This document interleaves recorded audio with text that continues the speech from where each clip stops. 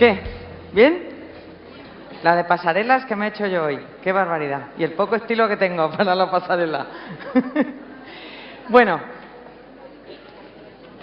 atención, ¿eh? Vamos a hablar de miedo. Ya se ha hablado algo aquí de miedo, pero vamos a profundizar en el miedo. Ay, los tiempos de crisis son el abono ideal para el miedo. Nos hemos acostumbrado a vivir con el miedo en el cuerpo.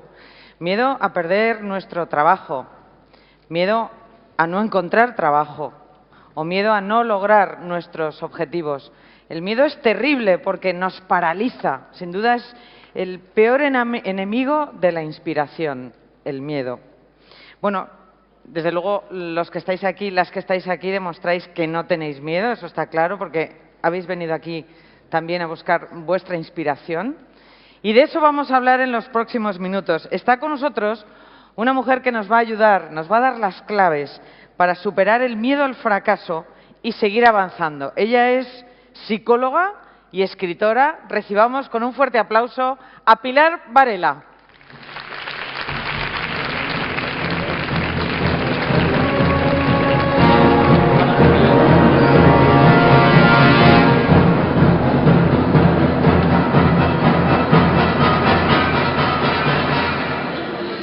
Buenas tardes. Había pensado ponerme una careta de esas de miedo y una capa negra y tal, pero digo, no, ya bastante miedo les voy a dar sin la careta y sin la capa. Bueno, primero debo deciros que estoy muy emocionada. Aquí hay una intensidad enorme de talento para emprender y para llevar tacones de vértigo. Aquí hay también mucha emoción. Aquí nos hemos reído y algunos de nosotros, yo lo confieso, pues se nos ha escapado alguna lágrima. O sea que hay muchas cosas muy, muy importantes aquí. Quiero agradecer a todas las personas que habéis hecho posible este maravilloso encuentro y felicitar a aquellas personas que hace un cierto tiempo constituyeron y crearon esta importantísima red. Gracias, es un honor para mí estar hoy entre vosotros. Vamos a hablar del miedo. Mirad, los humanos somos una especie de máquina, ¿no? Una máquina muy perfecta, aunque tiene grandes complicaciones, pero es una estupenda máquina que todavía no se ha podido imitar. Esa máquina está compuesta de muchas cosas, los psicólogos las estudiamos por separado, la memoria, la inteligencia, las emociones, la motivación, el aprendizaje, pero no están separadas, es la misma cosa. De hecho, si recordamos algo es porque quizá nos emociona o nos atemoriza, y si aprendemos es porque tenemos memoria y nuestra inteligencia es el juego de nuestros recuerdos, etc. Una de las claves es la emoción. Sin emociones nosotros seríamos como un robot. Seríamos como una película en blanco y negro. Las emociones son el calor y el color del pensamiento. Las llamamos positivas y negativas porque sí, pero en realidad todas son positivas. Algunas nos hacen sentirnos mal y las llamamos negativas y otras nos hacen sentirnos bien y las llamamos positivas. El miedo es una de las más significativas emociones negativas, junto a la ira, junto al asco, junto a la tristeza. Los animales las tienen igual que nosotros. Sin embargo, sin miedo, perderíamos un salvoconducto de la supervivencia y hoy no llegaríamos vivos a casa. Casi os lo garantizo. El miedo nos ayuda a vivir. Es una emoción interesantísima que nos ayuda a afrontar una amenaza. Huimos o luchamos, si fuéramos un poquito más pedestres como los animales, y en el lenguaje humano lo afrontamos o lo evitamos, pero es así. El miedo es una emoción útil y al mismo tiempo es una de las principales fuentes de sufrimiento.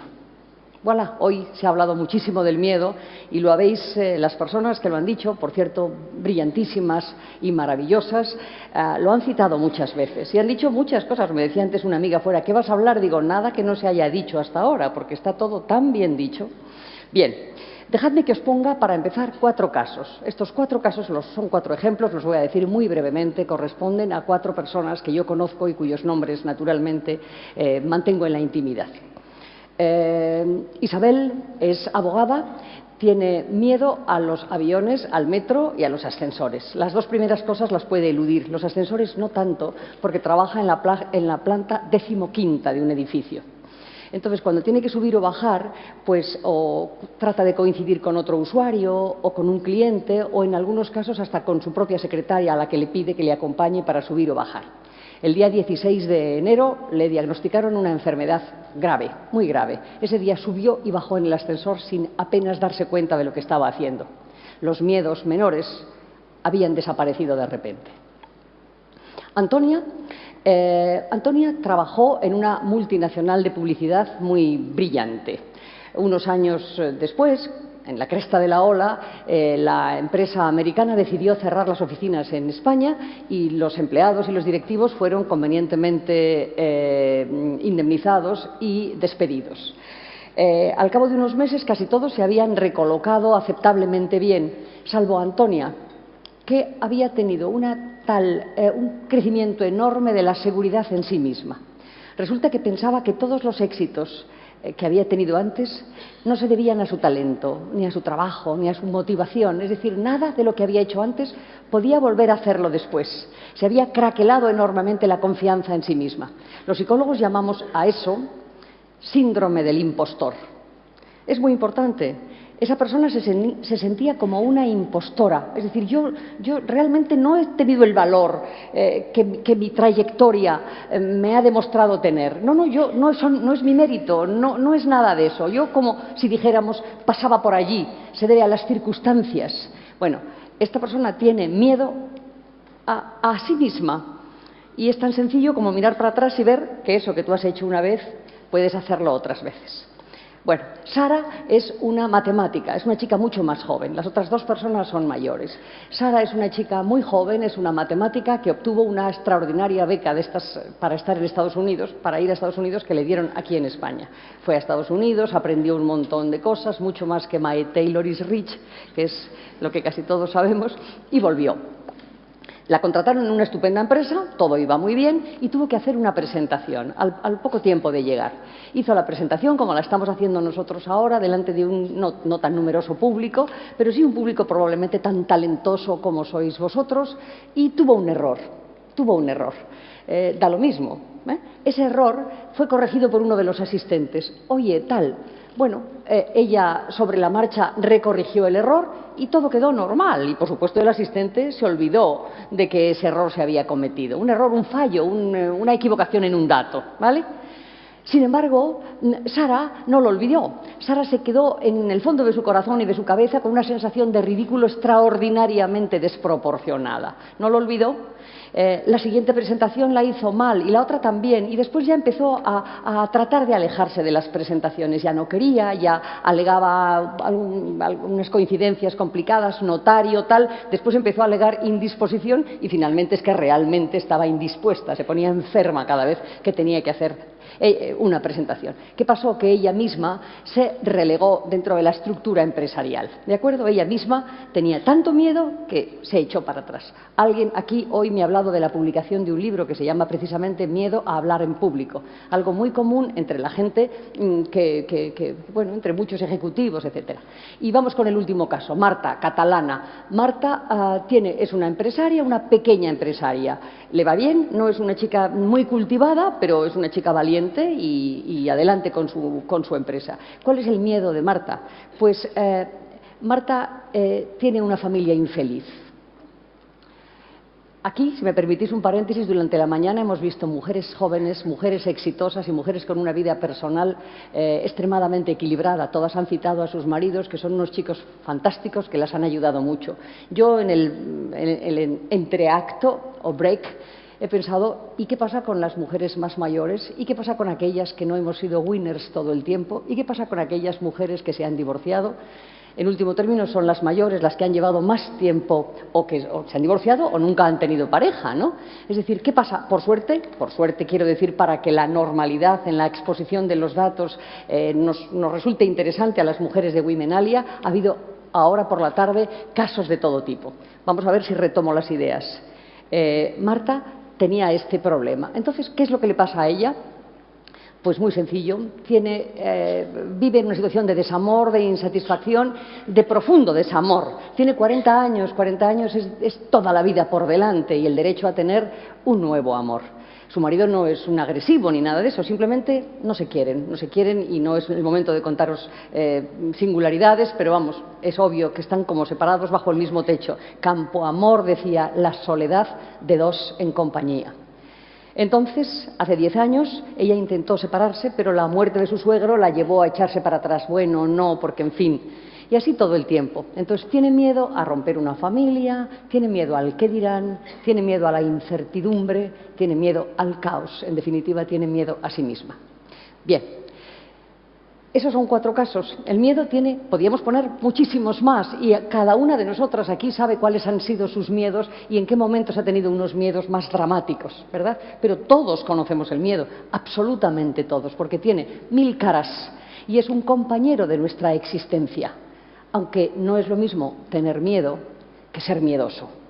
¿De acuerdo? Son 2 cosas distintas.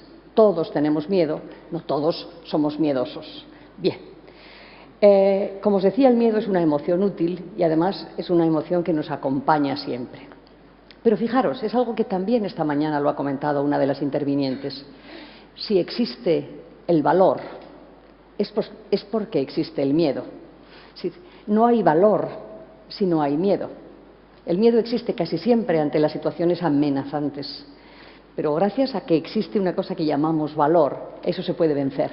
El torero Belmonte decía, le preguntaban ¿para qué sirve el miedo? Y él decía, para torear mejor. Es curioso. Hay una serie de fortalezas o de virtudes, como las queráis llamar, fortalezas o virtudes, que solamente se explican en la negación de su contrario. ¿De acuerdo? Por ejemplo, una persona es modesta, como se decía esta mañana, lo decía José Ramón, esta tarde, José Ramón, a una de las estupendas intervinientes. Si una persona es modesta o es humilde, es solo porque tiene la capacidad de no serlo, ¿de acuerdo? Y doblega esa capacidad. No es humilde el que no tiene nada que decir, simplemente es, pues nada, pero una persona que puede ser brillante, que puede ser incluso soberbia y que es capaz de doblegar su soberbia, esa persona es humilde, ¿de acuerdo? Una persona es diligente en la medida en que le tienta a la pereza. Una persona no tiene, elude el bocadillo de jamón o los pastelazos bárbaros y es porque tiene esa voluntad en sí mismo. Fijaros que San Agustín, que hasta los 33 años fue una persona de vida disipada y que amaba muchísimo a las mujeres, decía, Dios mío, por favor, concédeme el don de la castidad, pero todavía no. Eso es San Agustín. Bueno, ahora nos preguntamos, ¿de qué tenemos miedo? Pues mirad, en principio tenemos miedo de lo que nos amenaza, ¿de acuerdo? Pero no es del todo exacto. Hemos dicho que el miedo lo tienen los animales, igual que nosotros. Igual, es otra fórmula de supervivencia, es una emoción que se nota en el cuerpo, en el pensamiento y en la conducta. En el cuerpo, con una cantidad de respuestas fisiológicas enormes, en el pensamiento, evitación, angustia, voy a poder, tal, y en la conducta es me voy o me quedo o lucho, ¿de acuerdo? Igual, en los animales igual, solo que hay una diferencia trascendente. Como quiera que los humanos somos mucho más inteligentes y mucho más complicados que los animales, tememos a lo que nos amenaza y también a lo que no nos amenaza. Los animales solo temen a lo que les amenaza. Una mosca teme a una lagartija, pero no teme a un león, que es mucho más fiero. El león no se va a comer a la mosca le circula tan contenta por encima de la cabeza, lo vemos en los documentales de la 2, pero la lagartija, que es así de pequeñita, clac, se puede comer a la mosca. Así que la mosca sabe dónde puede estar y dónde no. Los humanos tememos a muchas cosas. Tenemos miedos innatos, como miedo a la oscuridad, y miedos adquiridos, como miedo a las armas, a la guerra, a los ascensores. Tenemos miedos concretos, como es, por ejemplo, miedo a un suspenso, y miedos abstractos, miedos a hacernos mayores. Tenemos miedos agudos, un miedo es a las serpientes, a las cucarachas, a los ruidos grandes, y tenemos miedos crónicos, como miedo a la soledad. ¿Y de qué tenemos miedo a las mujeres? Me voy a ir al otro lado. Esto me lo llevo pensando mucho tiempo. ¿De qué tenemos miedo a las mujeres? Y lo he seguido pensando en el día de hoy, donde he aprendido muchísimo. Pues mirad, en principio podemos decir que no hay una gran diferencia entre los miedos masculinos y los miedos femeninos. Yo creo, y he trabajado 35 años como psicóloga, después hablaremos de José Ramón y la psicóloga que tenía razón, algunas veces, como decía, y algunas veces tiene razón. Bien, creo que hay más diferencia entre un individuo y otro individuo con respecto a los miedos que entre el grupo de hombres y el grupo de mujeres. Lo que pasa es que muchos de los miedos están disfrazados, como veremos después. Se nos han cerrado a las mujeres tantas puertas, o mejor dicho, se han impedido abrir, que lo que hay detrás de esa puerta que no se nos abría, se le atribuía al miedo, a la incapacidad, no se atreve, no puede y tal. Se han abierto las puertas y las mujeres han accedido a muchas cosas, especialmente algunas, las mujeres más jóvenes. Yo insisto en lo de la edad porque es verdad y eso hay que saberlo, algunas ya estamos un poco de retirada, encantadas, pero de retirada. Los primeros números de las promociones de pilotos de aviones de guerra del ejército español son mujeres, chicas de 26 años, de 23. Por supuesto, las mujeres conducen avionetas, conducen aviones, conducen locomotoras, son policías, conducen autobuses de 2 pisos. Las jóvenes estaréis acostumbradas a ello. A mí todavía me estremece ver a una mujer conduciendo un autobús de 2 pisos. Me encanta, me encanta, me encanta. Y no le digo por la ventana guapa porque no se entendería bien, pero me encanta, me encanta. Gracias. Mirad, yo creo que las mujeres tenemos los mismos miedos, como os decía. No tenemos miedo a la judicatura desde que nos dejaron ser jueces, no tenemos miedo a votar, no tenemos miedo a muchas cosas. Tenemos los mismos miedos, es decir, miedo a la responsabilidad, miedo al éxito, miedo, por supuesto, al fracaso, miedo al abandono, miedo a la soledad, miedo al desapego, miedo a la incertidumbre, miedo social, eso es uno de los grandes miedos, la fobia social, la fobia social. Las mujeres y los hombres, dicen que son más los hombres los que tienen fobia social, nosotros tenemos quizá un poquito más de habilidades sociales, no lo sé. En cuanto a las fobias, que son esas manías, por llamarlo de alguna manera, trastornos de ansiedad en términos de psicoterapia, trastornos de ansiedad, las fobias son iguales en hombres y en mujeres. Hay fobias que no tienen mucha importancia. Aracnofobia, ¿qué más nos da si no somos Pithecanthropus erectus y no vivimos entre arañas ni entre serpientes, ¿no? Tener miedo a un avión sí que puede ser complicado, sobre todo si eres catedrático de Hacienda Pública como mi primo Juanito y no puede ir a París a dar una conferencia en un día, siendo un chico inteligentísimo, ¿no? Entonces, esas fobias pueden alterarnos nuestro buen desarrollo vital. He sabido algunas fobias muy curiosas, por ejemplo, venustrafobia. ¿A qué no sabéis lo que es eso? Venustrafobia, los nombres no pueden ser más tremebundos. Miedo de algunos hombres a las mujeres guapas. Aquí los hombres que están con nosotros no tienen ningún miedo porque guapas hay un montonazo, ¿eh? Venustrafobia. Ailurofobia es miedo a los gatos, en fin, hay de todo índole y condición. Pero esas no me importan mucho. Fijaos que el poeta Eduardo Galeano dice: algunos hombres tienen miedo a las mujeres que no tienen miedo. ¿A qué es bonito? Algunos hombres tienen miedo a las mujeres que no tienen miedo. Bueno, ¿hay algún miedo al que podíamos pensar que pueda estar más cerca de la mujer? Bueno, pues digamos que un poquito con cierta sinceridad y autocrítica pensemos que a lo mejor sí. No sé si estáis de acuerdo. Insisto, yo soy en una generación, ya estoy prejubilada, no es vuestra edad. Trato de disimularlo, también es verdad. Gracias. Gracias. Bueno, pues mirad, yo creo que las mujeres aún tienen un poco de miedo al poder.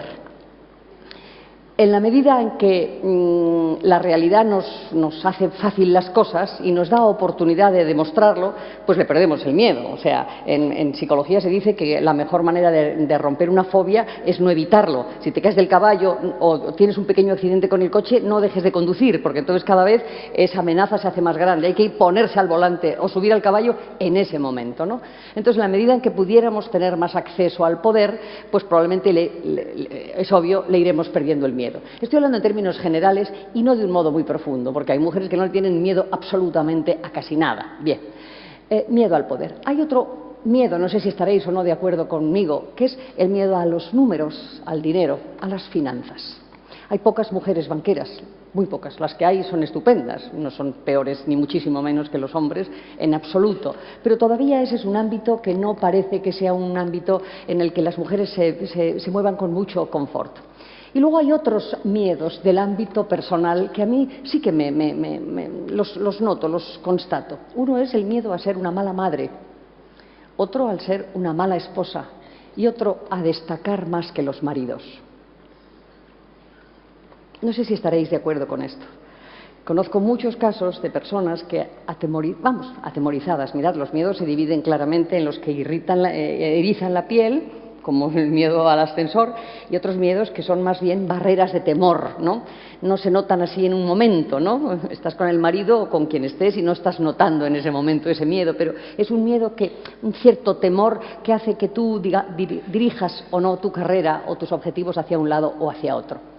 Los miedos, de todas maneras, que más me preocupan a mí son los miedos que se disfrazan, que se enmascaran de prudencia, que se enmascaran de pereza, que se enmascaran de inoportunidad. No es el momento, todavía no, o ya se pasó el momento. Antes alguien aquí ha dicho vergüenza, y yo no lo tenía, pero también lo incorporo. Miedo disimulado o disfrazado de vergüenza. Muy bien, tengo que ser rápida. Entonces, esos miedos me preocupan, aunque, como os decía antes, solo es valeroso el que es capaz de vencer el miedo. Yo creo que cuando una persona es sensata, inteligente y equilibrada, como somos la mayoría de las personas, sensata, inteligente y equilibrada, cualquier idea que se le plantee es una idea probable, ¿de acuerdo? A mí no se me plantea ir a la Luna, no se me plantea, no es una idea probable en mis objetivos. Sin embargo, a los que se les ha planteado ir a la Luna, bien como turistas espaciales o, por supuesto, como astronautas, pues algunos lo han hecho. Es decir, cuando se nos plantea una idea es porque esa idea es posible.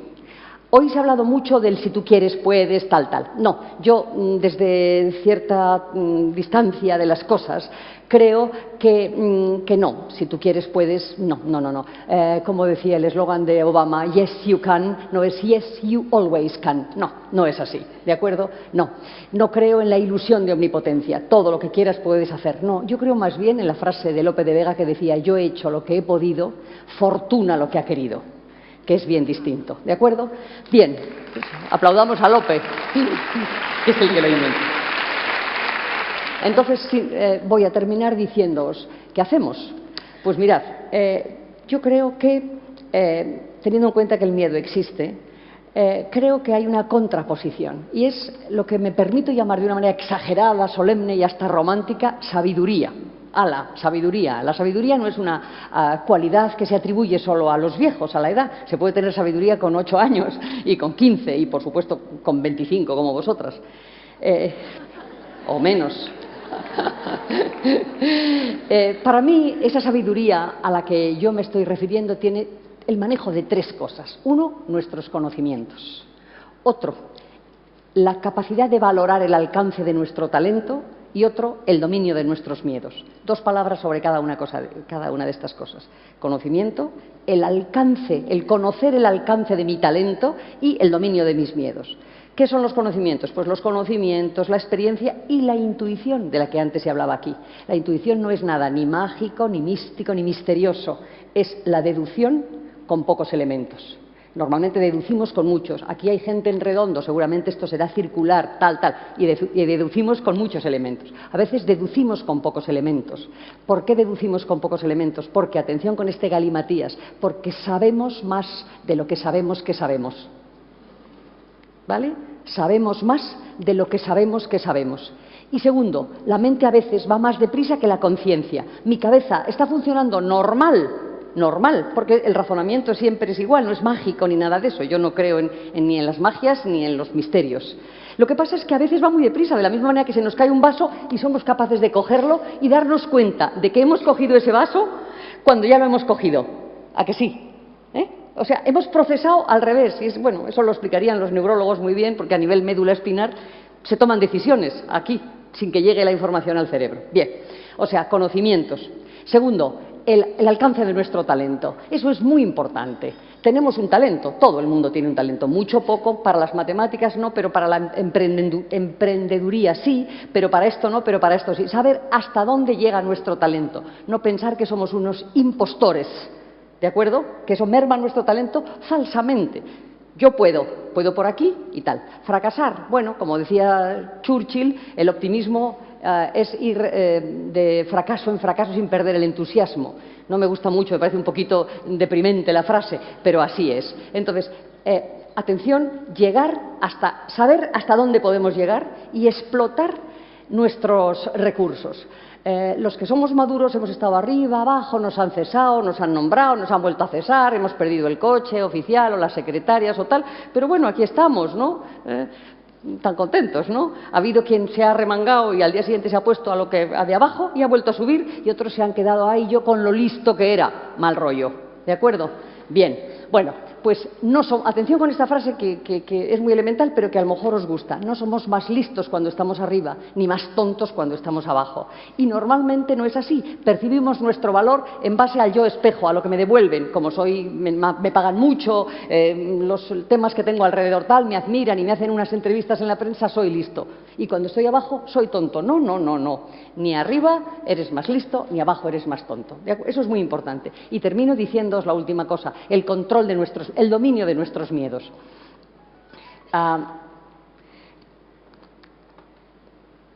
Si otras personas han hecho algo, quizá lo pueda hacer yo.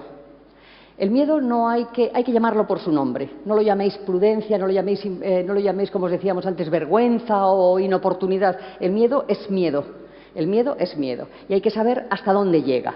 Hasta dónde llega. Si la idea es sensata, si la idea es posible, si tú tienes confianza en ti mismo o suficiente como para lanzarte, si no crees en la ilusión de omnipotencia, quizá puedes estar al borde de la piscina y solamente falta lanzarte, como cuando hemos estado en un trampolín al borde y ya solamente te tienes ¡pum!, que tirar a la piscina. Termino con una frase que a mí me gusta mucho. Es la frase latina que todos conoceréis: atrévete a saber.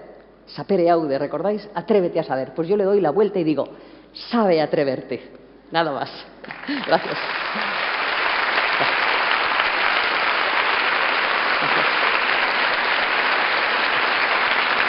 Gracias, Pilar. Gracias, María. Yo sigo teniendo miedo, no creas, ¿eh? ¿Cómo? Que a mí el telediario me sigue dando miedo. Nos ha fastidiado, evidentemente. Me contaban todos los... Es que María y yo hemos sido compañeros en la tele... ¿Has sido jefa de personal de la tele? Bueno, bueno. Entonces hemos estado unos cuantos años juntas y tal. Ella en el Pirulí y yo en Prado. O sea, que no nos veíamos todos los días. Pero yo la veía siempre por el telediario y decía... No solamente qué chica más estupenda, sino que notaba ese instante, que ya lo dirá mejor que yo, ese instante que tienen todos los que de repente se ponen delante de una pantalla y te están viendo 1 millón o 2 o 3 o yo que sé cuántos, ¿no? No lo piensas. Y no lo piensas. Y dices, ale, a por todas. Gracias, por María. Todas. Muchas gracias, Pilar. Muy interesante, ¿eh? Bueno, agarraos a la silla. Agarraos a la silla, que vienen curvas. Viene algo apasionante, de verdad. A ver, ¿tenéis esto en vuestra silla? ¿Lo tenéis? Sí, ¿no?